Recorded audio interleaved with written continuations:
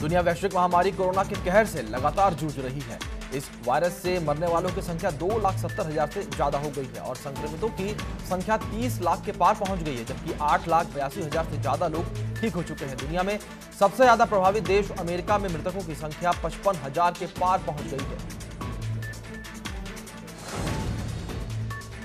देश भर में कोरोना वायरस से संक्रमित मरीजों की संख्या में लगातार बढ़ोतरी हो रही है। केंद्रीय स्वास्थ्य और परिवार कल्याण मंत्रालय की ओर से जारी आंकड़ों के मुताबिक पिछले 24 घंटे में 1543 नए मामले सामने आए हैं और 62 लोगों की मौत हो गई है, जो अब तक सर्वाधिक है। इसके बाद देश भर में कोरोना पॉजिटिव मामलों की कुल संख्या 29,435 हो गई है, जिसमें 21,632 एक्टिव केस हैं, जबकि 934 लोगों की मौत हो चुकी है। उत्तर प्रदेश में कोरोना संक्रमितों की कुल संख्या 2,000 के पार हो चुकी है, जिसमें से 1589 मामले सक्रिय हैं। ये जानकारी प्रदेश के प्रमुख सचिव स्वास्थ्य अमित मोहन प्रसाद ने दी। उन्होंने बताया कि प्रदेश में 59 जिलों में संक्रमण फैल चुका है, जबकि 9 जिले संक्रमण मुक्त हो चुके हैं। उन्होंने बताया कि कोरोना के कारण अब तक 32 लोगों की मौत हो चुकी है, जबकि 335 मरीजों को अस्पताल से डिस्चार्ज किया जा चुका है।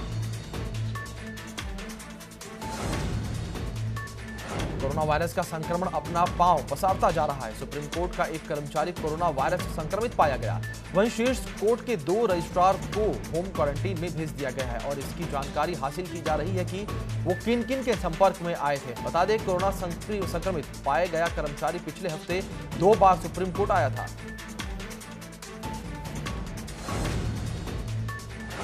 कोरोना वायरस को लेकर अब दिल्ली के अस्पताल नए हॉटस्पॉट बनते जा रहे हैं। एम्स और सफदरजंग के से लेकर दिल्ली के कई बड़े अस्पतालों में कार्यरत डॉक्टर, नर्स और अन्य स्वास्थ्य कर्मचारी कोरोना की चपेट में आ रहे हैं। अब तक 23 अस्पताल के 211 डॉक्टर और अन्य कर्मचारी संक्रमित हो चुके हैं। गौर करने वाली बात है कि इनमें से 95% संक्रमित कर्मचारी कोरोना उपचार करने वाली टीम का हिस्सा नहीं है।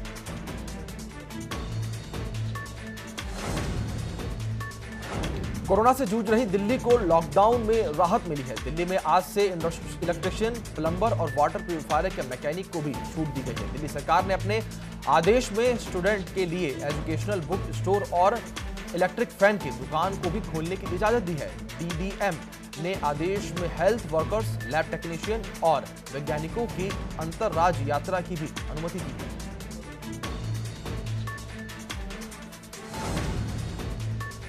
राज्यों के सीएम के साथ हुई वीडियो कॉन्फ्रेंसिंग के जरिए बातचीत में पीएम मोदी ने राजस्थान के मुख्यमंत्री अशोक गहलोत की तारीफ की। पीएम ने अशोक गहलोत के राज्य में कोरोना को लेकर उठाए गए कदमों की सराहना की। इस दौरान पीएम ने जिन मुख्यमंत्रियों को अपनी बात वीडियो कॉन्फ्रेंसिंग के दौरान रखने का मौका नहीं मिला, उन्हें अपने सुझाव लिखकर भेजने की बात कही, जिसके बाद अशोक गहलोत ने 15 सूत्री सुझाव पीएम को भेजे हैं।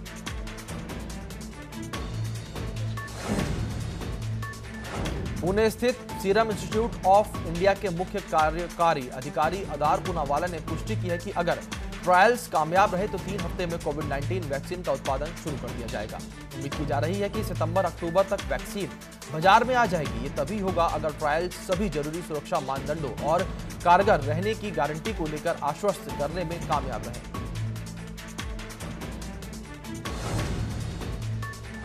अगर किसी व्यक्ति को कोरोना वायरस के अल्प लक्षण हैं तो वह अब घर में रहकर ही खुद को आइसोलेट कर सकते हैं। इसके लिए मेडिकल ऑफिसर की इजाजत लेनी होगी और साथ ही कुछ सुविधाओं का होना जरूरी है। इसके लिए स्वास्थ्य मंत्रालय ने एक गाइडलाइन जारी की है।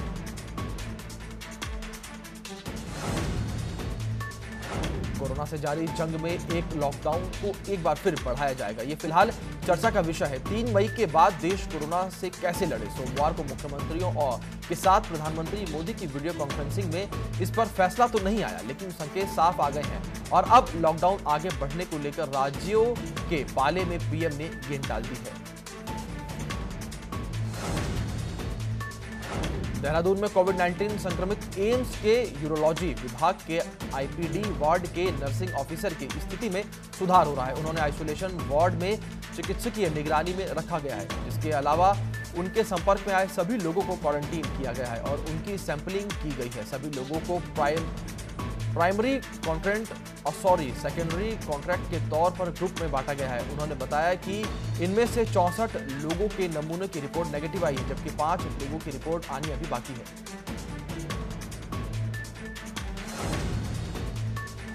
उत्तराखंड में कोरोना के मामले बढ़े हैं, लेकिन इस बीच एक अच्छी खबर है कि इस बीमारी से ठीक होने वालों की भी संख्या लगातार बढ़ रही है। वर्तमान में कोरोना के मरीजों का रिकवरी रेट प्रदेश में 64.7% है। सोमवार को भी सेना की महिला डॉक्टर सहित 5 लोग स्वस्थ हुए हैं। अब तक कोरोना के 51 मामले सामने आए हैं, जिनमें 33 लोग ठीक हो चुके हैं। लखीमपुर में कोरोना वैश्विक महामारी से बचाव के लिए पुलिस प्रशासन हर स्तर पर न सिर्फ सतर्कता बरत रहा है, बल्कि लोगों को लगातार जागरूक कर रहा है। इस कड़ी में सदर कोतवाली में थर्मल स्क्रीनिंग की व्यवस्था शुरू कराई गई है। इसके तहत यहां पीपीई किट पहने एक स्वास्थ्य कर्मी भी तैनात की गई है, जो हर आने जाने वाले की थर्मल स्कैनिंग कर रहा है।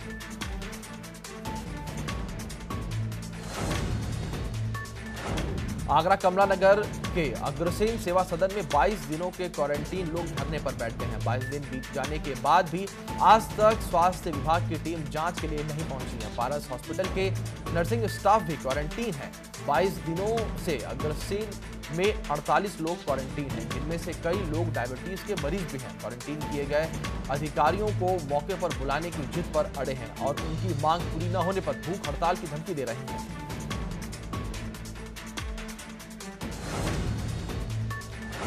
गोंडा के शेखापुर गांव में कोरोना संकट के बीच एक नई मुसीबत आ गई है। यहां चमगादड़ों के एक झुंड ने अपना डेरा बना लिया। यहां हजारों की संख्या में चमगादड़ मंडराते नजर आ रहे हैं। कोरोना के बीच चमगादड़ आने से ग्रामीणों में भय का माहौल है। ग्रामीणों ने प्रशासन से चमगादड़ों को भगाने की गुहार लगाई है।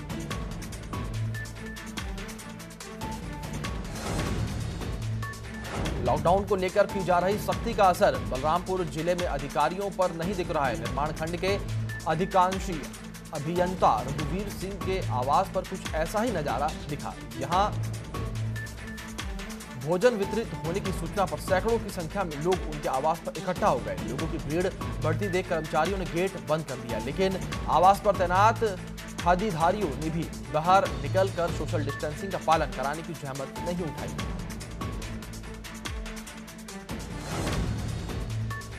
कोरोना संकट के चलते देश में लॉकडाउन किया गया है। रोजाना जगह जगह से लॉकडाउन के उल्लंघन की खबरें सामने आती रहती हैं। कानपुर प्रशासन कोरोना के बढ़ते मामलों और लॉकडाउन के उल्लंघन को देखते हुए सख्त नजर आ रहा है। अब बेवजह सड़कों पर घूमने वालों की खैर नहीं है, क्योंकि कानपुर में हॉटस्पॉट इलाकों में पीएसी तैनात की गई है। पीएसी बेवजह सड़कों पर घूमने वालों के से सख्ती से निपटेगी।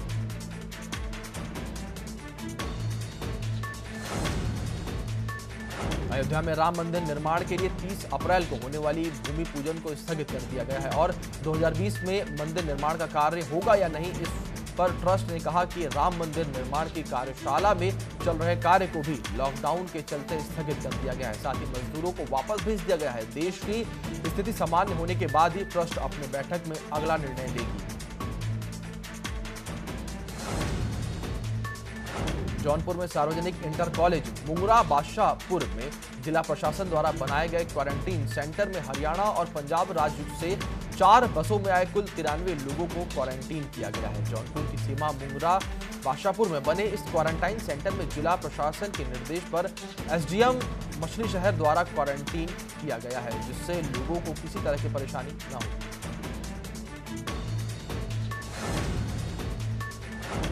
जालौन के लॉकडाउन के बीच एक महिला ने एम्बुलेंस में 2 जुड़वा बच्चों को जन्म दिया है। ये पूरा मामला गोहन थाना क्षेत्र के ग्राम सारावन का है, जहां एम्बुलेंस कर्मियों की सूझबूझ से हुए इस प्रसव में महिला और दोनों बच्चे सुरक्षित हैं, जिन्हें सामुदायिक स्वास्थ्य केंद्र में भर्ती करवाया गया है। महिला के परिजनों ने एम्बुलेंस कर्मियों के कार्य की सराहना की है।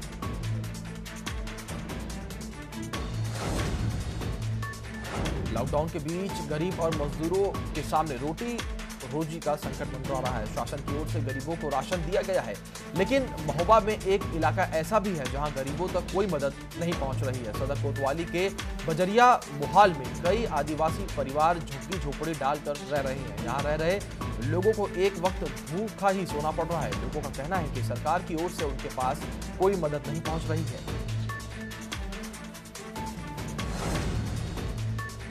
कोरोना के मरीज की बढ़ती संख्या को लेकर अब प्रशासन ने लॉकडाउन पर सख्ती कर दी है, क्योंकि कानपुर में जिस तरह से मरीज की संख्या में इजाफा हो रहा है, उसी को देखते हुए कानपुर देहात के एसपी ने खुद बॉर्डर पर पहुंचकर जायजा लिया। साथ ही लॉकडाउन के नियमों को तोड़ने वालों पर कार्रवाई के आदेश भी दिए हैं।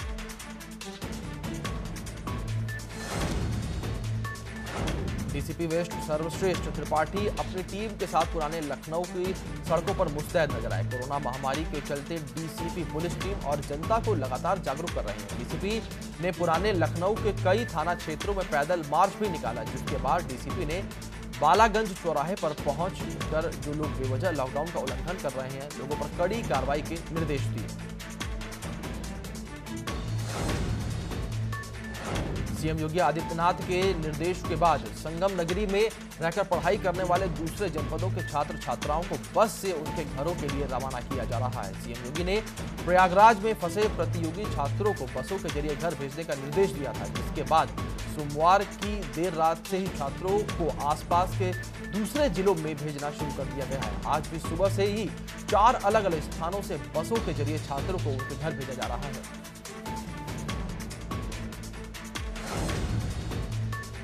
देहरादून जिला प्रशासन ने शहर में स्मार्ट सिटी के निर्माण के कामों को शर्त के साथ मंजूरी दी है, लेकिन दिन रात हो रहे निर्माण कार्यों को देखकर कुछ व्यापारी नेता आपत्ति जता रहे हैं। वहीं देहरादून के डीएम आशीष श्रीवास्तव का कहना है कि स्मार्ट सिटी के लिए दिन रात काम को मंजूरी दी गई है, जिससे काम को समय रहते पूरा किया जा सके। लोगों को समझना होगा कि अभी काम नहीं हुआ तो लॉकडाउन के बाद दुकानों को बंद कराकर निर्माण कार्य को पूरा करने का काम करना होगा।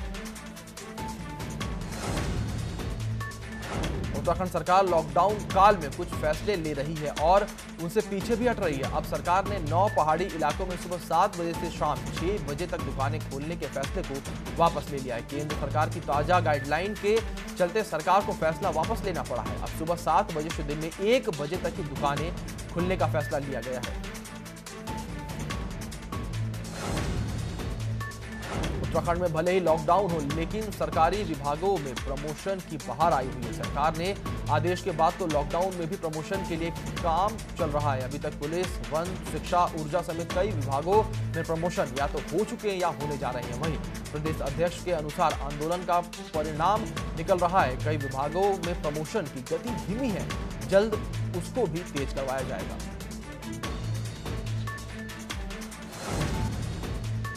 देहरादून में सचिवालय संघ ने सरकार द्वारा फ्रीज किए गए महंगाई भत्ते को कर्मचारियों और अधिकारियों का सहयोग मानते हुए इसे मुख्यमंत्री राहत कोष में शामिल करने की मांग की है। साथ ही इस धनराशि में कार्मिकों को आयकर से छूट देने की मांग की गई है। संघ ने सरकार से राज्य की आर्थिक स्थिति के मद्देनजर विभिन्न विभागों और निगमों में सलाहकार के रूप में नियुक्त सेवानिवृत्तियों, अधिकारियों और दायित्वाधिकारियों को तत्काल हटाने की भी मांग की है।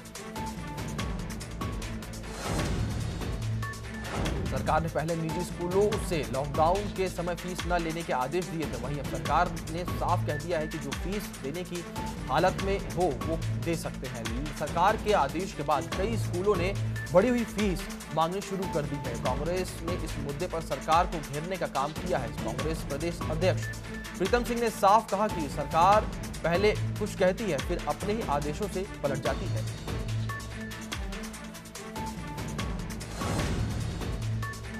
उत्तराखंड में लॉकडाउन के चलते फूल और मशरूम के उत्पादकों को नुकसान हुआ है। यहां से लगभग 250 करोड़ रुपए का फूल बाहर भेजा जाता था, लेकिन लॉकडाउन के चलते कहीं डिमांड ही नहीं है। प्रदेश के कृषि उद्यान मंत्री सुबोध उनियाल के अनुसार चाहे फूल हो चाहे मशरूम, आज दोनों के लिए मार्केट उपलब्ध नहीं है। ऐसे में सरकार ने इनके नुकसान का आंकलन करवा रही है। इसके अलावा मुख्यमंत्री राहत कोष से भी इन काश्तकारों को मदद की कोशिश की जाएगी।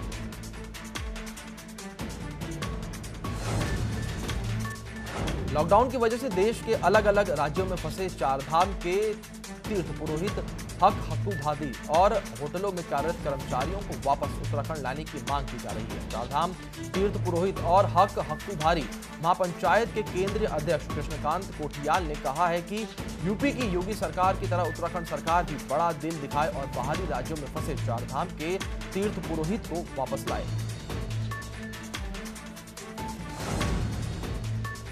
राजस्थान के कोटा में कोरोना वायरस के चलते लॉकडाउन की घोषणा के बाद फंसे काशीपुर में दर्जनों छात्र छात्राएं आज पंतनगर से बस के द्वारा काशीपुर पहुंच गए। इस दौरान जैसे ही इन बच्चों को लेकर बस कोतवाली गेट पर पहुंची तो पहले से मौजूद उनके परिजनों की आंखों में आंसू आ गए और खुशी के आंसू छलक गए। इसके साथ ही सभी छात्र छात्राओं को 21 दिन के लिए होम क्वारंटाइन किया गया है।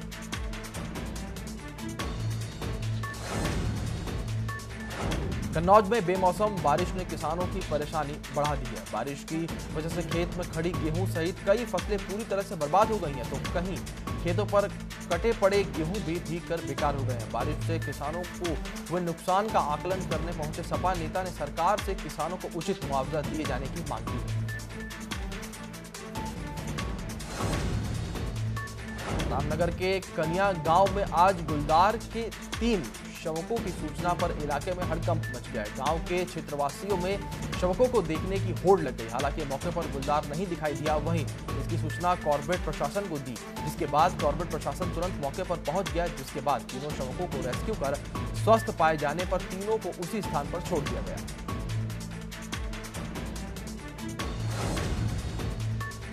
काशीपुर पुलिस ने एक व्यक्ति की तहरीर पर रंगदारी का मुकदमा दर्ज किया है। पीड़ित के तहरीर के माध्यम से पुलिस को बताया कि मोहम्मद जुनैद द्वारा पीड़ित से 50,000 रुपए की मांग की गई और न देने पर उसे और उसके बेटे को जान से मारने की धमकी भी दी गई। जिसके बाद पीड़ित ने पुलिस से न्याय की गुहार लगाई है। वहीं पुलिस ने पीड़ित की तहरीर पर मुकदमा दर्ज कर दिया है और मामले की जाँच शुरू कर दी है।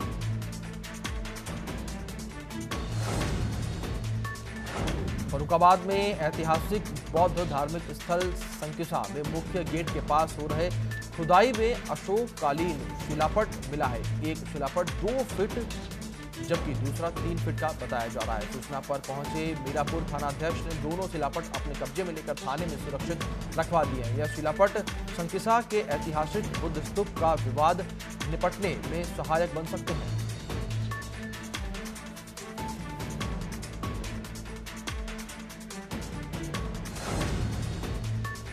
लॉकडाउन के बीच गरीबों के सामने रोजी रोटी का संकट आ गया है। कुछ गरीब फल सब्जी बेचकर अपना गुजारा कर रहे हैं, लेकिन इस बीच फर्रुखाबाद में ड्यूटी पर तैनात पुलिसकर्मियों ने 2 फल विक्रेताओं की बेरहमी से पिटाई कर दी। दोनों फल विक्रेता गिड़गिड़ाते रहे, लेकिन पुलिसकर्मियों ने उन पर रहम नहीं किया। वहीं फल विक्रेताओं का आरोप है कि उन्होंने पुलिसकर्मियों को उनसे फल मांगे, जिससे उन्होंने मना कर दिया। उसके बाद उनकी पिटाई की गई।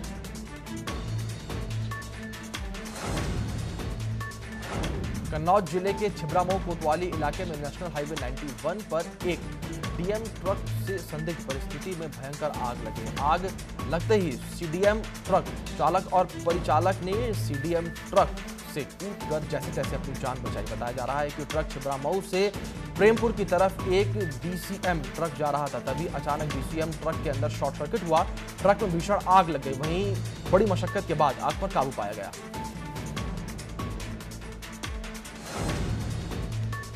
लॉकडाउन के चलते शराब की दुकानें बंद हैं, लेकिन मुरादाबाद में शराब की बंद दुकानें रात के अंधेरे में शराब माफिया खोल रहे हैं और अवैध तरीके से शराब बेच रहे हैं। मुरादाबाद का वीडियो बहुत तेजी से वायरल हो रहा है, जिसमें रात में एक वाइन शॉप खुली है और एक के बाद एक कई लोग शॉप से शराब की पेटियां लेकर जाते दिखाई दे रहे हैं। वायरल वीडियो का संज्ञान लेते हुए आबकारी और पुलिस विभाग पड़ताल के बाद कार्रवाई करते हुए वाइन शॉप को सील कर दिया है।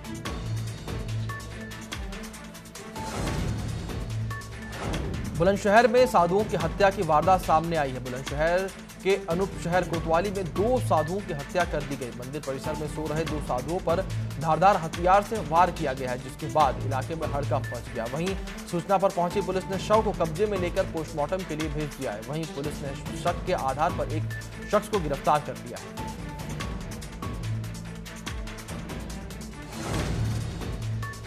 बदायूं के जिला अस्पताल का अमानवीय चेहरा सामने आया है, जहां एक 7 महीने नवजात की तबीयत खराब हो गई थी। अस्पताल ले जाते वक्त उसकी मौके पर ही मौत हो गई। डॉक्टरों ने भी उसे मृत घोषित कर दिया, लेकिन अस्पताल की ओर से शव ले जाने के लिए शव वाहन नहीं दिया गया। शव वाहन न मिलने पर बच्चे के परिजन शव को अपनी गोद में लेकर घर चले गए। वहीं अस्पताल के सीएमएस का कहना है कि मौत के बाद किसी ने वाहन के बारे में नहीं बताया।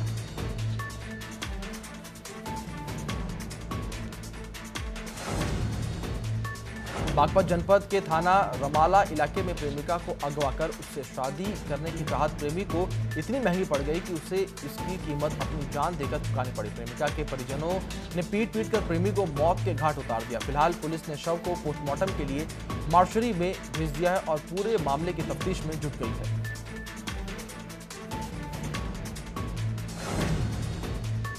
श्रावस्ती के इकोना थाना इलाके के गुलहरिया गांव में संदिग्ध परिस्थितियों में युवक का शव बैग में पेड़ से लटका मिला। युवक की पहचान उसके फोन से हुई। मृतक राकेश साहू थाना मथुरा जिला बलरामपुर का निवासी है। वहीं सूचना मिलने पर पहुंची पुलिस ने शव को कब्जे में लेकर पोस्टमार्टम के लिए भेज दिया है और मृतक के परिजनों को भी सूचना दी गई है।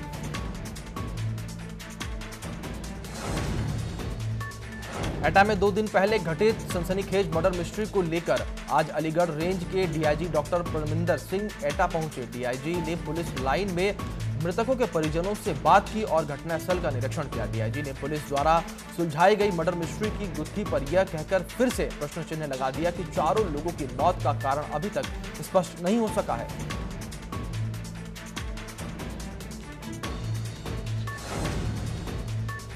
पीएम मोदी की अगुवाई में भारत सफलतापूर्वक कोरोना वायरस से जंग लड़ रहा है।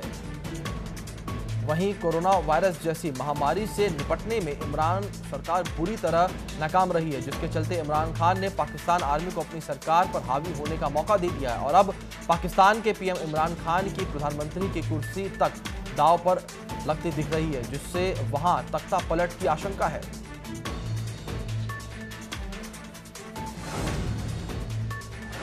महामारी कोरोना वायरस को लेकर दुनिया में 2 सबसे ताकतवर मुल्क अमेरिका और चीन आमने सामने हैं। हालात इतने बिगड़ गए हैं कि अमेरिकी राष्ट्रपति लगातार चीन को खुली चेतावनी दे रहे हैं। डोनाल्ड ट्रंप ने सोमवार को व्हाइट हाउस में पत्रकारों से बात करते हुए कहा कि चीन कोरोना वायरस को फैलने से रोक सकता था। हम जांच कर रहे हैं और उसको उचित समय पर बताएंगे। अमेरिकी राष्ट्रपति डोनाल्ड ट्रंप ने north Korea leader Kim Jong की सेहत को लेकर कंफ्यूजन और बढ़ा दिया है। अमेरिकी राष्ट्रपति डोनाल्ड ट्रंप ने पहले कहा कि उन्हें किम की हालत के बारे में अच्छे से पता है, लेकिन थोड़ी ही देर बाद उन्होंने कहा कि किसी को नहीं पता कि किम जोंग कहां है।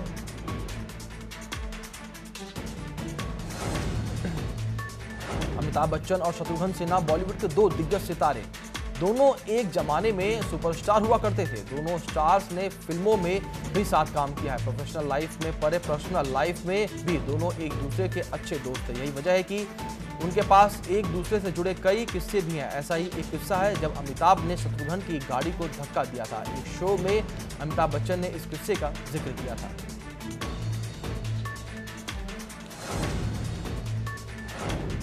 लॉकडाउन के चलते कई लोगों के सामने खाने का संकट उत्पन्न हो गया है। ऐसे में सलमान खान ने भी एक बार फिर साबित कर दिया कि वो हर मुश्किल समय में देश के साथ हैं। सलमान खान ने एनजीओ बीइंग ह्यूमन ने फिल्म इंडस्ट्री में काम करने वाले 25,000 लोगों की आर्थिक सहायता करने का फैसला किया है। अब सलमान ने इस एनजीओ ने लोगों के खाते में पैसे पहुंचाने भी शुरू कर दिए हैं। फिलहाल और टीवी इंडस्ट्री और फिल्म के असिस्टेंट डायरेक्टर मनोज शर्मा ने इसका स्क्रीनशॉट भी शेयर किया है।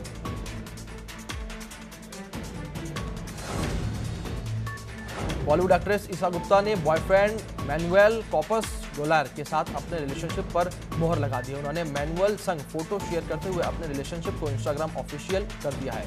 फोटो के साथ ही उन्होंने स्पेनिश में कुछ लिखा है जिसका मतलब है कि मैं तुमसे बहुत प्यार करती हूँ। तस्वीर में ईशा और मैनुअल मैचिंग के कपड़े पहने हुए नजर आ रहे हैं।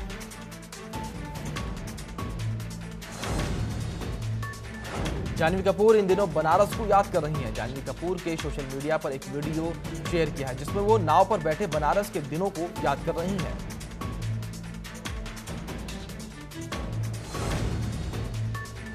अक्षय कुमार ने 25 करोड़ की राशि कोरोना के खिलाफ जंग में पीएम केयर्स फंड में दान की थी। हालांकि अक्षय इसके बाद भी लगातार मदद की कोशिश कर रहे हैं। हाल ही में उन्होंने मुंबई पुलिस फाउंडेशन में भी 2 करोड़ डोनेट किए हैं। अक्षय की इस मदद को लेकर मुंबई पुलिस ने भी उनकी काफी तारीफ की है और ट्वीट करते हुए धन्यवाद किया है।